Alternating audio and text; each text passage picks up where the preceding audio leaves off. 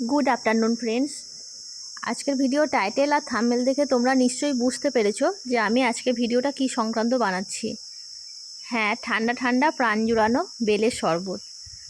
তো এই গরমে বেল খাওয়া তো খুবই একটা কি বলবো, দরকারি উপযুক্ত একটা খাবার, আমাদের শরীরের জন্য ভীষণ স্বাস্থ্যকর। তো যারা বেল খেতে পছন্দ করো না তারাও এই শরবতটা খেতে চাইবে।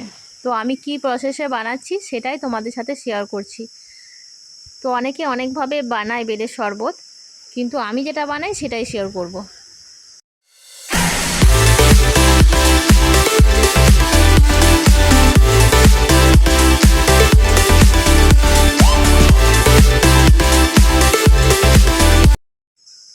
তো চলো এখন মূল প্রসেসে চলে যাই। বেলের শরবত বানাবার জন্য বেল তো অবশ্যই একটা লাগবে আমাদের। তো এই যে তোমাদেরকে আমি আগের দিন ভিডিওতে দেখিয়েছিলাম যে আমার ঘরে অনেকগুলো বেল জমে গেছে, সেই বেলগুলোর থেকে একটা বেল আমি নিয়ে নিয়েছি। আর বেলটা বেশ পাকা, গাছ পাকা ছিল। আর এখানে নিয়েছি একটা মিক্সি জার। তোমরা ভাববে হয়তো মিক্সি জার দিয়ে কি করবে, তো দেখো তোমাদের সবটাই দেখাচ্ছি, পুরো প্রসেসিংটা দেখতে থাকো, কেউ স্কিপ করো না। আর এখানে নিয়েছি চিনি, যতটা পরিমাণে লাগবে আমি ততটাই দেব। আর নিয়েছি এখানে বিট লবণ, আর জল তো অবশ্যই লাগবে, শরবত যেহেতু বানাবো তো জল তো অবশ্যই লাগবো। আর আমি ভিডিও বানাচ্ছিলাম, মেয়েরা পাশে বসেছিল, তো সেটাই একটু দেখা গেল আর কি এক ঝলক। তো কেউ স্কিপ করো না, পুরো ভিডিওটা দেখতে থাকো। আর নতুন বন্ধু যদি কেউ দেখো, যদি ভালো লাগে ভিডিওটা, তো চ্যানেলটা সাবস্ক্রাইব করে পাশে থাকা বেল নোটিফিকেশনটা অল করে দিয়ে আমার পাশে থেকো। এখানে দেখো বেলটাকে আমি ফাটিয়ে নিলাম। যেহেতু বেলটা আমার খুবই পাকা ছিল, তো সেই জন্য ফাটাতে আমার একটুকুও কষ্ট হয়নি। তো দেখো আমি এখন বেলটাকে ভালোভাবে কুড়িয়ে নেব। আর এর মধ্যে যে আঠাগুলো থাকবে সেগুলো বাদ দিলেও হবে, না দিলেও হবে, কারণ যখন মিক্সিতে দিয়ে আমি পেস্ট করব তখন আঠাগুলো সমস্তই পেস্ট হয়ে যায় আর একটুকুও মুখে পড়বে না। তো দেখো এখানে আমি একটা চামচের সাহায্যে বেলের শাঁসগুলোকে ভালোভাবে কুড়িয়ে মিক্সির মধ্যে দিয়ে দিচ্ছি।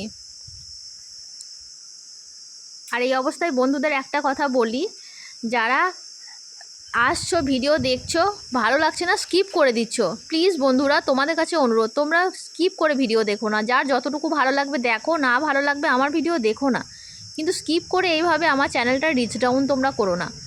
আর নতুন বন্ধু যারা আসছো, কমেন্ট করছো, প্লিজ একটা কমিউনিটিতে কমেন্ট রাখো, যাদের আমাকে প্রয়োজন আমি তাদের ঘরে অবশ্যই চলে যাব। আর এখানে দেখো আমার সমস্ত বেলটা কোরানো হয়ে গেছে। এখানে আমি যে পরিমাণ বিট লবণটা রেখেছিলাম সেটাও দিয়ে দিলাম। তারপরে দিয়ে দিচ্ছি প্রয়োজন মতো চিনি। এখানে আমার সব চিনিটা লাগবে না, যতটা লাগবে আমি ততটাই দিয়ে দিলাম। আর দেব সামান্য পরিমাণে জল, পুরো জলটা দেব না, সামান্য পরিমাণে জল দেব। এখানে আমি মিক্সির বড় জারটা নিয়েছিলাম বলে আমার খুব একটা সমস্যা হয়নি, পুরো কাঁচটাই এখানে ধরে গেছে।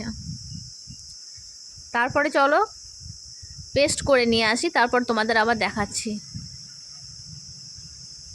দেখো এটা আমার পেস্ট করা হয়ে গেছে ভালো মতোভাবে একদম। এটাকে যদি তোমরা চাও যে ছেঁকে নিতে পারো, কারণ ছাঁকলে খুবই একদম পরিষ্কার হবে, তবে আমার যা মনে হয় এটা ছাঁকার কোনো প্রয়োজন নেই, এটা না ছাঁকাতেই খাওয়া যাবে। তো এখান থেকে আমার যতটা পরিমাণে লাগবে আমি ততটাই কাঁচ নিয়ে নিচ্ছি, কারণ এখানে শরবতটা আমি 5 জনের মতো বানাবো, তো 5 জনের মতো যতটা লাগবে আমি ততটা পরিমাণে নিয়ে নিলাম। আর তার মধ্যে দিয়ে দিচ্ছি জল। তো জল দিয়ে আগে আমি পাতলা করে এটাকে আমি গুলে নেব, তারপরে প্রয়োজন মতো যতটা জল লাগবে ততটাই আমি ব্যবহার করব। এই ক্ষেত্রে একসঙ্গে বেশি জল দেব না, যদি পাতলা হয়ে যায় তখন ভালো লাগবে না খেতে, তাই। তো এখানে আমার 1 বোতল জল আমি দিলাম, তাও দেখছি ওটা অনেকটা পরিমাণে ঘন হয়ে আছে, কারণ বেলটা আমার খুব ভালো ছিল, প্রচুর শাঁসালো বেল ছিল। দেখো আমি ভালোভাবে নাড়িয়ে নিচ্ছি, এর মধ্যে আর কিন্তু লবণ মিষ্টি কিছু অ্যাড করতে হবে না। তো ভালোভাবে গুলিয়ে গুলিয়ে নিচ্ছি। আর এর মধ্যে দিয়ে দেব একটু ফ্রিজের জল, তোমরা চাইলে বরফও দিতে পারো, গ্লাসে সার্ভ করে ওপর থেকে বরফও দিতে পারো, কিন্তু আমি বরফ দিচ্ছি না, আমি এক্ষেত্রে ঠান্ডা জল দিয়ে একদম সরাসরি শরবতটাকে বানিয়ে নিচ্ছি। তো বন্ধুরা ভিডিওটা কেমন লাগলো অবশ্যই যেন কমেন্ট করো, আর যারা এখনও অবধি লাইক দাওনি প্লিজ একটা লাইক দিয়ে দিও। তোমাদের একটা লাইক, একটা কমেন্ট আমাদেরকে পরবর্তী ভিডিও বানাতে আরও উৎসাহিত করে। তো দেখো এখন আমি গ্লাসের মধ্যে তুলে নিচ্ছি। এখানে আমার গ্লাসে সার্ভ করা হয়ে গেছে। আপাতত আমি আমার আর আমার ছোটো মেয়ে দুজনের জন্য বানাচ্ছিলাম, মানে দুজনের জন্য সার্ভ করেছি, বানিয়েছি 5 জনের জন্যে। আর এই বাকি কাজটা আমি রেখে দেবো। এটা আমার প্রয়োজন মতো আমি শরবত করে খেতে পারবো। এটা মোটামুটি ফ্রিজে একটা এয়ারটাইট বক্সে রেখে দেবে, তাহলে 2 থেকে 3 দিন ভালো থাকবে। তারপরে তোমরা শরবত বানিয়ে খেতে পারো। তো চলো এখন আমরা শরবতটা খেয়ে নিই। তো দেখো মেয়েকে দিয়ে দিয়েছি। তো মেয়ে কমেন্টটা তোমরা দেখতেই পাবে, এক্সপ্রেশনটা। তো আশা করি ভিডিওটা ভালো লেগেছে। তো ভালো লাগলে লাইক কমেন্ট শেয়ার করে দিও। দেখা হচ্ছে তোমাদের সাথে আবার নেক্সট কোনো ভিডিওতে। ততক্ষণের জন্য টাটা।